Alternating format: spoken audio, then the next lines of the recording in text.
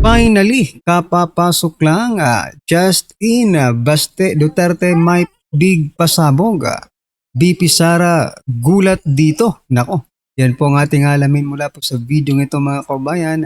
Pero bago po natin simulan yan, palike naman po ng video ito. Malaking tulong po yan mga karib natin. Maraming salamat po. At eto, simulan po natin dito sa nagte-trending na mga balita sa social media. Aba, yan po, mula po sa One TV Philippines. No? Ito pong si Ramil Madriaga, mga kababayan, ay iimbestigahan ng NBI. Aha.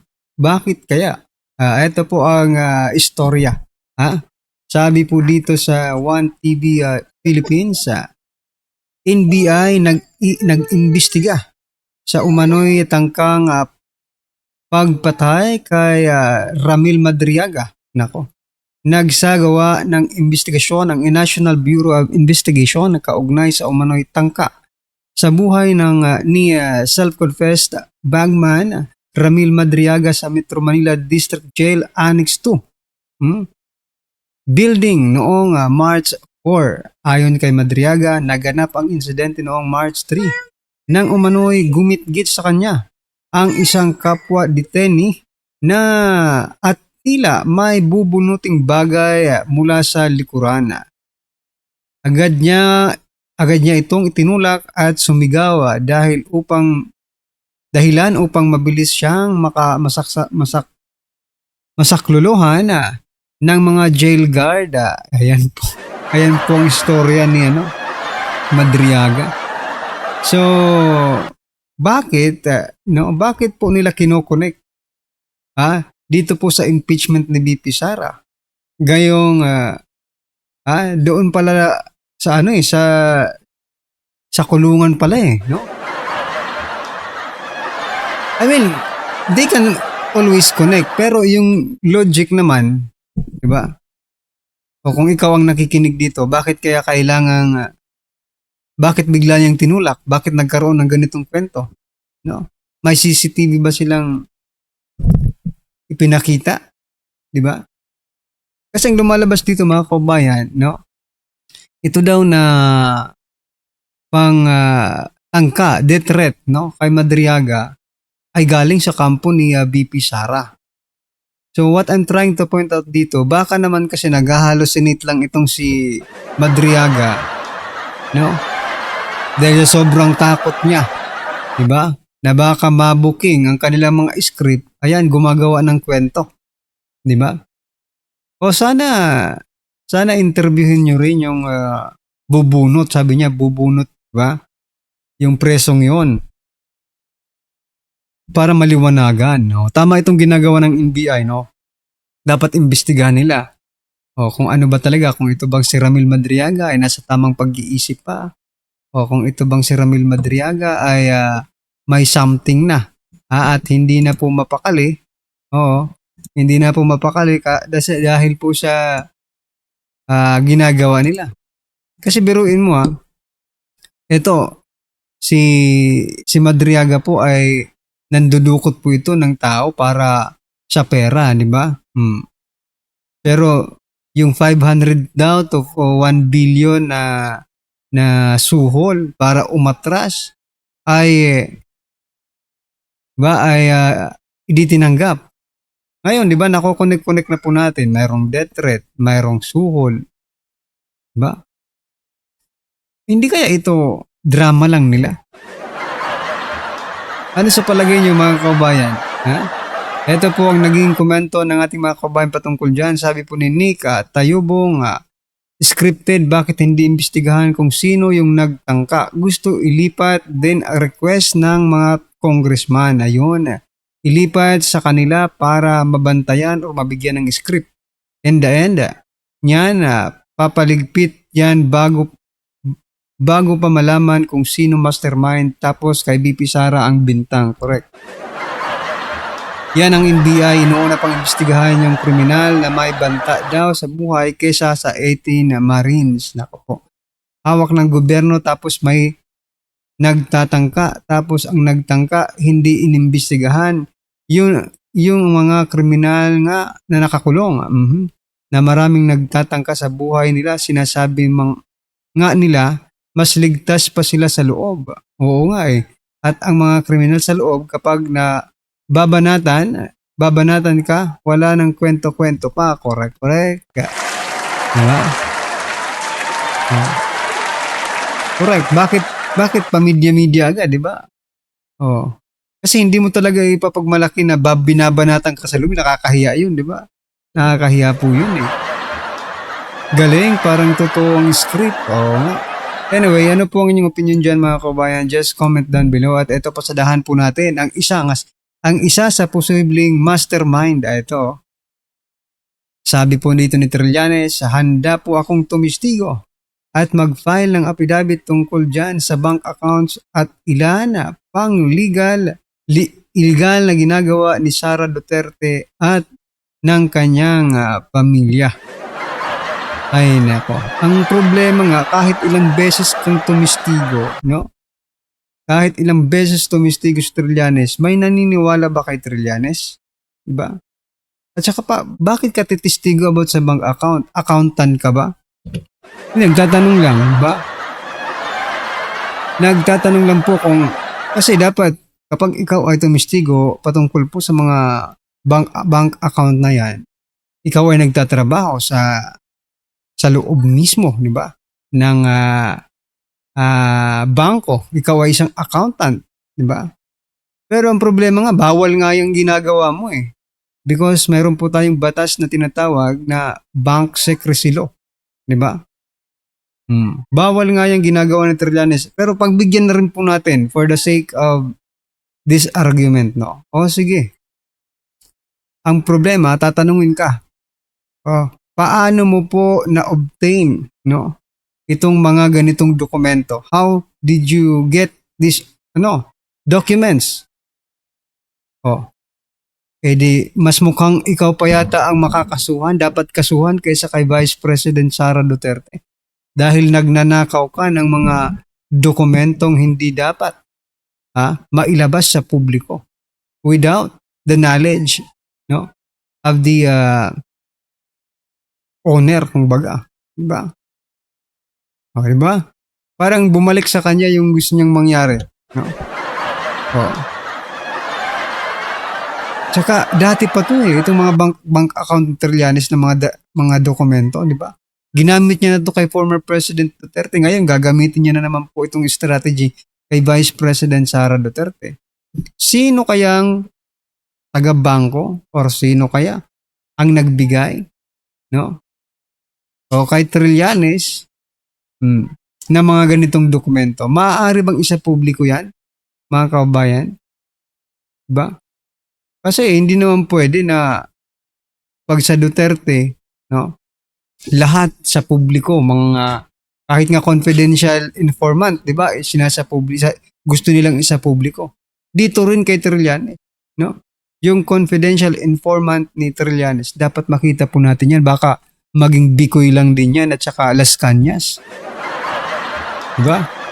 Anyway, ano po ang inyong opinion, reaction dyan mga kababayan? Just comment down below. Pero ito, basahin muna natin yung ilan po sa komento ng ating mga kababayan. Sabi po dito ni Juliet, thrilling, the attack dog fueled by Samsonet. Ayan. Sabi po ni Jose, yan ang totoong honest to goodness na taong kailangan ng Pilipinas. Honest ba talaga si Trillanes? Anyway, kung ganyan po yan pong paniniwala mo, karapatan mo yan eh. Magsama kayo ni Trillanes, di ba? Sabi po dito ni Mendo, okay? Drawing na naman ba yan? Here are some of the biggest public allegation made by Antonio Sani Trillanes Fourth, the latter turned out to be false, unproven, or dismissed by authorities. Ito, mayroon po siyang dito mga nilista. Sabi po nito, number 1, drug smuggling allegation versus Paulo Duterte, 6.4 billion shipment complaint dismissed. Hidden wealth bank accounts of Rodrigo Duterte case did not prosper. Chinese triad tattoo claims against Paulo Duterte never proven. Ayan, yan po yung mga kasinungalingan ni Trillanes. Kaya nga napapatanong tayo, sa dami po ng ginagawang kasinungalingan ni Trillanes, no? May naniniwala pa ba sa kanya? O, di ba? So, ano po ang inyong masasabi dyan mga kababayan? Just comment down below. At eto, panoorin na po natin itong video ito. Pasok pa. Ito po, pag-usapan natin, si Baste, may pag-aming naganap. Tatakbo siya o hindi sa 2028. Anong posisyon ang kanyang tatakbuhin? At may sinabi rin siya, dito kay Bongbong Marcos. May inamin, napaamin si Baste. Higher office. Why would I? Hindi. Because there was a survey. Tired and sick of it all. So kung tatakbo raw siya, siguro ang tanong kung tatakbo siyang senador, hindi daw. Bakit pa? Bakit ba daw? Ayaw na niya. Alam mo nung nakausap namin si Baste, even before, etong huling punta namin sa Davao, nagkausap-usap kami nitong si Mayor Baste, talagang ramdam namin na gusto niya magstay sa Davao. Pero bukod pa niyan, yung unang kausap namin way back, no, bago pa kinidnap si PRRD, malaki po ang plano niya sa Davao. Talagang gusto niya parang gawing Japan itong Davao. Gusto niyang pagandahin yung infrastructure ng Davao. Kaya wala muna siyang pangarap para sa national position. At yan naman napakaganda. Sabi nga, kaya naman talagang lumakas ang Duterte dahil napakita nila, no, kung paano nalinis ng Duterte ang Davao. Tanungin po ninyo ang mga taga Davao. Marami po kaming kilalang taga Davao. At sasabihin, especially yung mga datihan na napakagulo ng Davao. Kaya mahal na mahal nila ang Duterte, hindi dahil sa pagiging panatiko. Nakita nila, pumunta kayo ngayon. Maglakad kayo sa gabi. Napakapayapa. Nasa Mindanao po ito, ha? Grabe po ang problema ng Davao before. Paano nalinis? Yan yung sinasabi ko na dapat naman inaayos ng gobyerno. Yan ang inaayos ng Kongreso. Diba? Kesa flood control. Nakita nyo, pinakita namin yung tulay. Diba? Anong ibig sabihin? Gumawa ka ng mga bagay na ikauunlad ng iyong bansa na kahit patay ka na, pinakikinabangan pa. Unlike, pag ninakaw mo yung pera, ikaw lang nakinabang. Pag tinanong, anong napatayo mo? Wala. Nga. Pag-usapan natin to.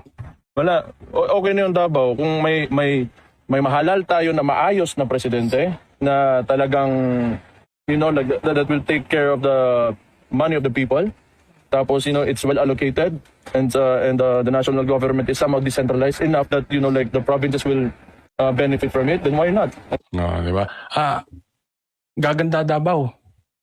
Pag maayos yung presidenteng nakaupo. Kita mo, pangit na nga yung nakaupo ngayon. Pero tuloy-tuloy, may libre pang bus service ang mga taga Davao. Binili. Galing sa sarili nilang pera. Na dapat pinoproduce ng national. I can always work under an administration. If ever nandyan pa ako ng panahon na yan, as long as the head of state is of sound mind, not this guy here in Malacanang right now. Ano ibig niya sabihin? Na kaya niyang makapagtrabaho kahit kaninong kulay. Yan ang ibig sabihin ni Mayor Baste. Basta nasa sound mind. Parang, ano ba sound mind? Parang nasa katinuan. Parang sinasabi niya rito, hindi katulad nitong buang na si Bongbong Marcos, itong baliw na si Bongbong. Tingnan nyo naman talaga magsalita si Bongbong Marcos, di ba? I mean, wag na natin pansinin yung kanyang pagkautal-utal. Wag na natin pansinin yung kanyang pagkangiwi-ngiwi. Yun na lang, saysay ng kanyang mga sinasabi. Wala talaga. Lahat ng mga sinasabi niya hindi nagkakatotoo. Yung mga sinasabi niya pabaling-baling. Kaya wala talagang kakwenta-kwenta eh. Alam mo, kaya hindi sila nagkakamali na gusto nilang i-impeach si BP Sara. Hello. So yan mga kababayan, napakaganda po ng plano ni Mayor Baste, no? Yun po naman talagang dapat. Bago ka tumakbo, okay? Bago ka tumakbo ng national, you must be a model, no? Yung city mo, dapat modelo na. I mean, maganda. Parang can compete, no? World class, worldwide. Hindi yung iba dyan, mga kabayan, tumatakbo ng national position, no? Wala namang ligasiya na pamana niya doon sa kanya mismong distrito or sa kanyang lugar, sa kanyang pinamamahalaan, di ba? O, ano nga ba ang nagawa ni President Bongbong Marcos Jr. sa Ilocos Norte? No? O yun po ang gusto nating i-compare, di ba? O, dahil kasi kung ako, kung ibang politiko lang ito, mga kabayan, si Mayor Baste, go na yan eh. National na yan eh. Kasi kung pera lang po ang hahabulin nila, malaki po ang pera sa national kaysa po sa local, di ba? O ito nga lang mga mali-malit ang ito. O.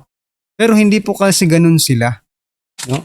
Gusto nilang unahin muna yung sa kanila, pagandahin at gawing model, kumbaga, di ba?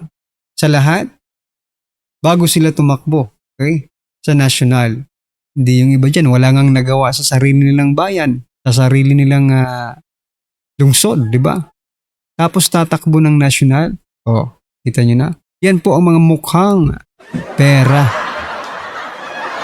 Kahit impeach yung si BP Sara, nakakala nyo ba mananalo si Martin Romualdez? Pagpalagay natin ma-impeach si BP Sara, tingin nyo mananalo si Risa Ontiveros? Sa tingin ninyo, mananalo si John B. Trimulya as president? Hindi.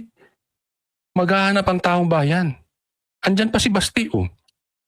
At kung hindi man tumakbo si Basti at kahit ma-impeach si BP Sara, maghahanap ang tao, didistansya sila kay Bongbong Marcos. Didistansya sila kay Bongbong Marcos. Itaga nyo yan. So yan mga kababayan, ano po ang inyong opinion, reaksyon patungkol po sa video ito? Just comment down below at syempre huwag mong kalimutang i-like ang video ito mga kababayan. Malaking po yan. Maraming salamat po.